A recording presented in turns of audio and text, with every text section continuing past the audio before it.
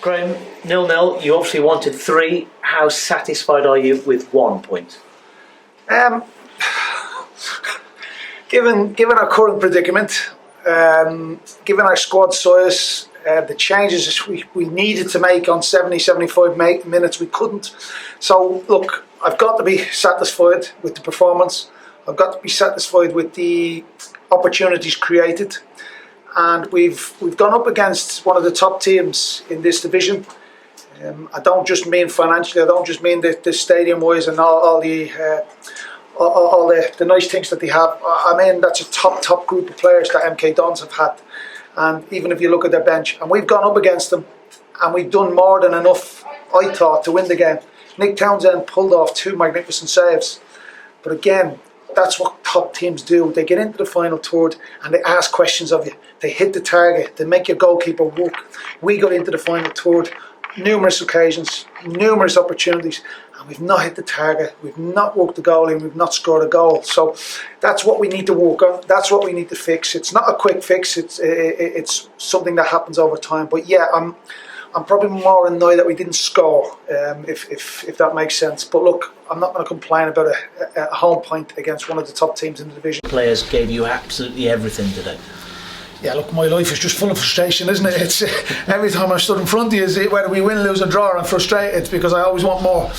Look, I seek perfection, and I don't know whether perfection exists, but we seek it. We try and seek it every day in training. We try and raise our standards every day. And you can see, I think you're spot on. Them lads are out on their feet in that change room. They gave us everything. The crowd were magnificent. I thought it was a really good game of football for a 0-0 draw.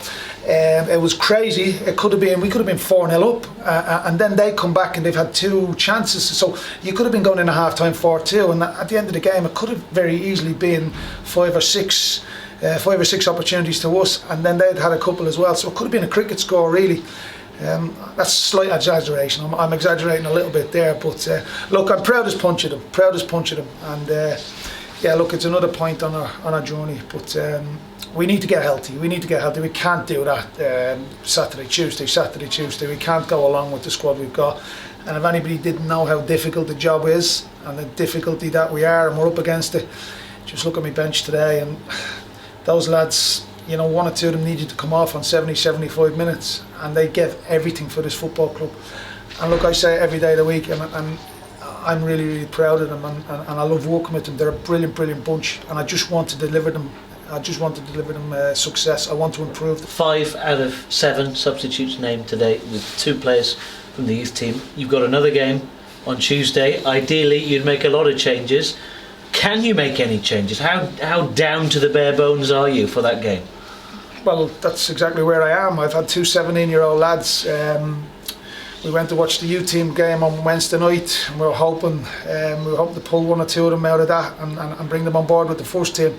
But we couldn't. Obviously, they need to improve as well. So it'd be a fish out of water if we brought them into our environment. We brought young Alfie in, we brought Fraser in, and we brought Nelson in today to come and to experience the match day, experience. So, look, I don't think all 3 of them were going to go on the pitch. Fraser obviously is in the squad, but he wasn't on the bench. But I don't think Alfie or Nelson are ready to go on the pitch. But we just give them the match day experience, and that's basically all we can do. I had Ollie Thomas and I had James Waite, which were realistic subs.